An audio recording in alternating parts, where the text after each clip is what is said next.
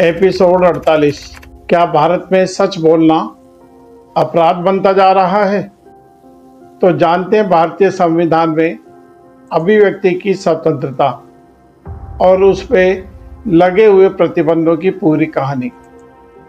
बात आमजन के विशेष में आप सभी को रमेश अग्रवाल का नमस्कार। क्या आप इस देश में खुलकर अपनी बात कह सकते हैं? क्या सरकार की आलोचना करना आपका अधिकार है? सोशल मीडिया पर लिखने के कारण आपको जेल भी हो सकती है। क्या भारत में अभिव्यक्ति की स्वतंत्रता वास्तव में सुरक्षित है? आज हम भारतीय संविधान के सबसे महत्वपूर्ण पहलू, संविधान के सबसे महत्वपूर्ण अधिकारों में से एक अभिव्यक्ति की स्वतंत्रता, इसकी पूरी कहानी और सच्चाई का एनालिसिस करेंगे। समय समय पर विभिन्न सरकारों पर इस स्वतंत्रता को सीमित करने के और दबाने के आरोप लगे हैं। हमारा संविधान क्या कहता है, आइए देखते हैं।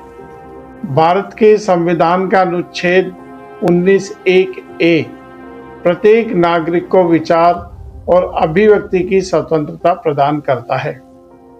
इसका अर्थ है अपनी राय रखना, बोलना, लिखना, अखबार निकालना, पुस्तक प्रकाशित करना, फिल्म बनाना, कला और साहित्य के माध्यम से विचार व्यक्त करना, सोशल मीडिया पर अपनी बात रखना, सरकार की नीतियों की आलोचना करना। यानी लोकतंत्र में सरकार जनता की मालिक नहीं है, बल्कि जनता सरकार की मालिक होती है। लेकिन क्या ये अधिकार असीमित है? जी बिल्कुल नहीं। अनुच्छेद 19(2) के अंतर्गत भारत सरकार कुछ परिस्थितियों में अभिव्यक्ति की स्वतंत्रता पर प्रतिबंध लगा सकती है। जैसे यदि भारत की संप्रभुता और अखंडता को कोई खतरा हो, यदि भारत के किसी राज्य की सुरक्षा को खतरा हो, विदेशी राज्यों से मैत्रीपूर्ण संबंध या अधिकार भारत की केंद्र सरकार का है, ना कि राज्य सरकारों का। सार्वजनिक व्यवस्था में गड़बड़ी फैलाने पर, समाज में शालीनता और नैतिकता के विरुद्ध काम किए जाने पर, भारत के न्यायालयों की अवमानना किए जाने पर, किसी भी नागरिक या सार्वजनिक पदों पर बैठे किसी भी खास व्यक्ति की मानहानि करने पर, किसी भी व्यक्ति को अपराध के लिए उकसाने पर, यानी भारत में अभिव्यक्ति की स्वतंत्रता तो है, लेकिन कानून के दायरे में। भारत का सुप्रीम कोर्ट इस बारे में क्या कहता है, आइए ये भी देखते हैं। भारत का सर्वोच्च न्यायालय कई बार स्पष्ट कर चुका है कि लोकतंत्र में सरकार की आलोचना करना देशद्रोह नहीं है। सरकार की कठोर आलोचना भी लोकतंत्र का ही हिस्सा है। जब तक कोई आलोचना लोगों को हिंसा के लिए उकसाती नहीं हो। न्यायालय ने बार बार कहा है कि असहमति लोकतंत्र की आत्मा है। अब बात करते हैं उन अवसरों की जब अभिव्यक्ति की स्वतंत्रता पर गंभीर प्रश्न उठे। इसका सबसे बड़ा उदाहरण है 1975 का आपातकाल। 25 जून 1975 को देश की तत्कालीन प्रधानमंत्री श्रीमती इंदिरा गांधी ने देश में आपातकाल लगा दिया था। आम नागरिकों को भारत के संविधान द्वारा प्रदत्त विभिन्न मूल अधिकारों पर प्रतिबंध लगा दिया गया था, या कहें कि उन मूल अधिकारों को निलंबित कर दिया गया था और बहुत सारे, खासकर कांग्रेस के राजनीतिक विरोधियों को जेल में ठूस दिया गया था। आपातकाल के दौरान मित्रों, अखबारों पर सेंसरशिप लगा दी गई थी। कोई भी अखबार समाचार छापने से पहले उसको सरकार द्वारा चेक करवाना पड़ता था, या उस समाचार को छापने से पहले सरकार की अनुमति लेनी पड़ती थी। उस समय हजारों विपक्षी नेताओं को गिरफ्तार करके जेलों में डाल दिया गया था। सरकार की आलोचना बिल्कुल असंभव हो गई थी। भारत के लोकतंत्र के इतिहास में इसे अभिव्यक्ति की स्वतंत्रता पर सबसे बड़ा प्रहार माना जाता है। 1977 में आपातकाल समाप्त होने के बाद देश की जनता ने श्रीमती इंदिरा गांधी की सरकार को उखाड़ फेंका था। दूसरा मामला है देशद्रोह कानून का दुरुपयोग का।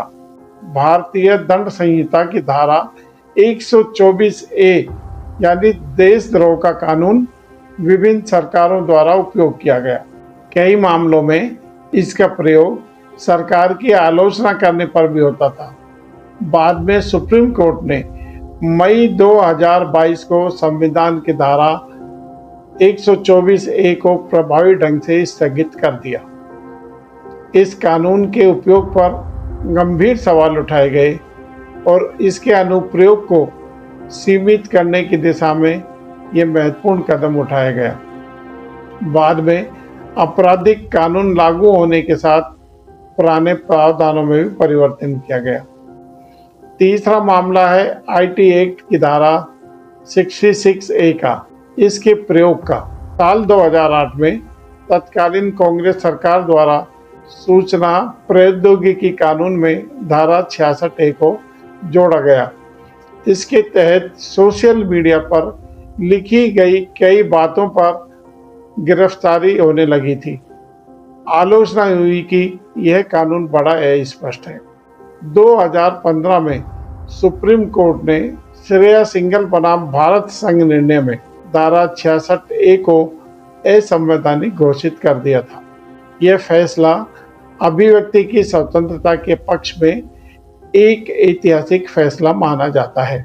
मित्रों, चौथा मामला है इंटरनेट बंद करने का। भारत दुनिया के उन देशों में रहा है जहां कई बार कानून व्यवस्था या सुरक्षा कारणों से इंटरनेट सेवाएं बार बार अस्थायी रूप से बंद कर दी जाती हैं। विशेष रूप से जम्मू और कश्मीर में लंबे समय तक इंटरनेट पर प्रतिबंध दुनिया में चर्चा का विषय रहा था। सरकार का तर्क था कि ये सुरक्षा कारणों से अति आवश्यक था। आलोचकों का कहना है कि इससे अभिव्यक्ति और सूचना के अधिकार बाधित हुए।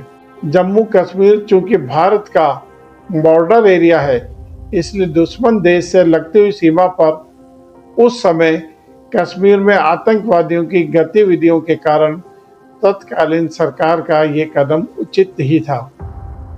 विभिन्न लोगों के मतों के अनुसार ये विवाद का विषय भी हो सकता है, लेकिन हमारे विचार से ये कदम बिल्कुल उचित था। पांचवा मामला आता है पत्रकारों की गिरफ्तारी और मुकदमों से संबंधित। विभिन्न राज्यों और अलग अलग समय में पत्रकारों, लेखकों, कार्टूनिस्टों और सामाजिक कार्यकर्ताओं के विरुद्ध मुकदमे दर्ज होने की घटनाएं विभिन्न समय पर सामने आई है। सरकार का कहना होता है कि कानून अपना काम कर रहा है, जबकि आलोचक इस बारे में कहते हैं कि इससे अभिव्यक्ति की स्वतंत्रता पर दबाव पड़ता है। इस मामले के तथ्य अलग अलग होते हैं और अंतिम निर्णय न्यायालय ही करते हैं। ऐसे सरकारों के कई निर्णयों को माननीय न्यायालयों ने समय समय पर खारिज भी किया है। छठा मामला आता है फिल्मों और पुस्तकों पर विवाद का। भारत में कई फिल्में, पुस्तकें और कला प्रदर्शनियों को लेकर भी विवाद हुए। कभी धार्मिक भावनाएं, कभी जाति मुद्दे और कभी राजनीतिक कारण।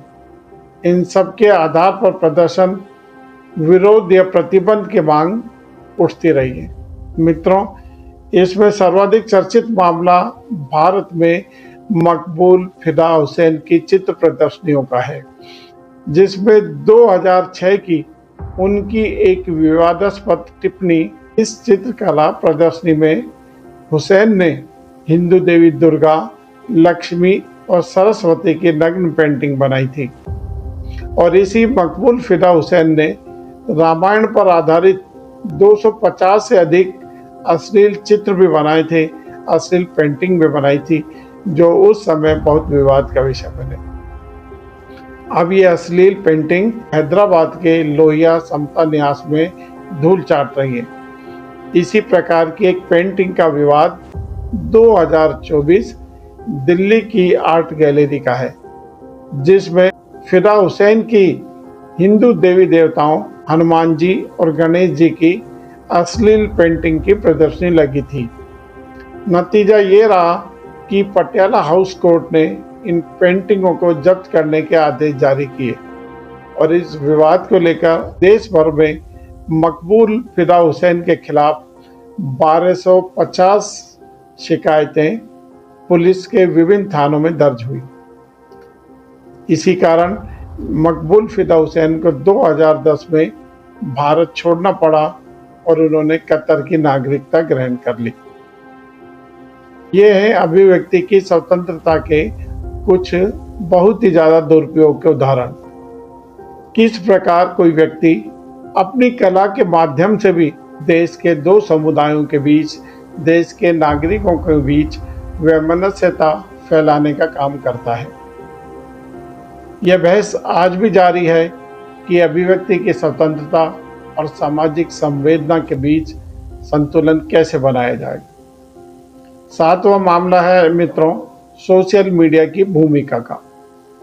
आज हर व्यक्ति एक छोटा मीडिया संस्थान बन चुका है, लेकिन सोशल मीडिया पर फेक न्यूज़, घृणा फैलाने वाले मामले, हिंसा भड़काने वाली सामग्री बड़ी चुनौती बन गए।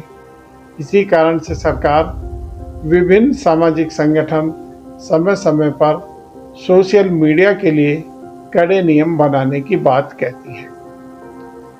दूसरी ओर नागरिक और समाज ये सुनिश्चित करना चाहता है कि वैध आलोचना और असहमति पर अनावश्यक अंकुश न लगे।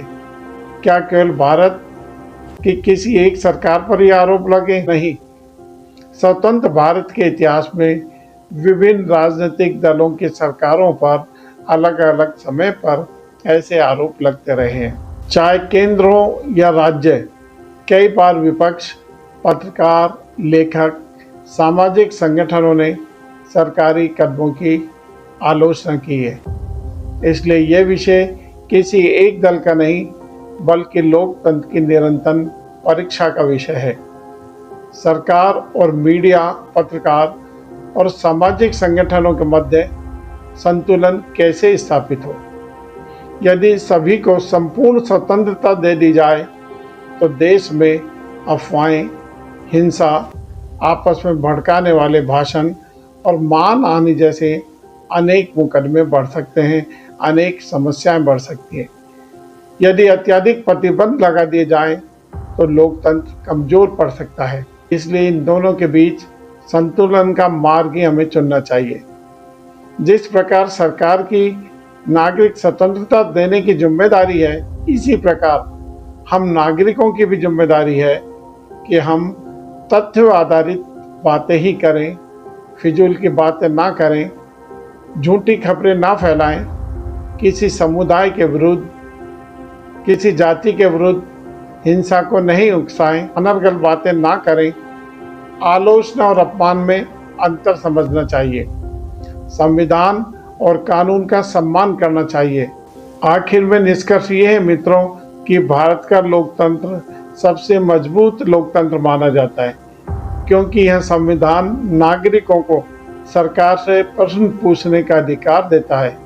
लेकिन यह अधिकार तभी सुरक्षित रहेगा जब सरकारें असहमति का सम्मान करें, न्यायपालिका संविधान की रक्षा करते रहें, मीडिया स्वतंत्र रहे और नागरिक अपनी स्वतंत्रता का जिम्मेदारी से निर्वहन करें, उसका दुरुपयोग ना करें। याद रखिए, लोकतंत्र में सरकारें आती रहती हैं, जाती रहती हैं, लेकिन संविधान और नागरिकों की स्वतंत्रता स्थायी मूल्यों में गिनी जाती है। दोस्तों, अगर आपको वीडियो ज्ञानवर्धक लगा तो इसे अधिक से अधिक लोगों तक पहुंचाएं, लाइक करें, शेयर करें, सब्सक्राइब करें। कल पुनः किसी अन्य विषय पर आपसे फिर मुलाकात होगी। तब तक के लिए नमस्कार, शुभ रात्रि, धन्यवाद।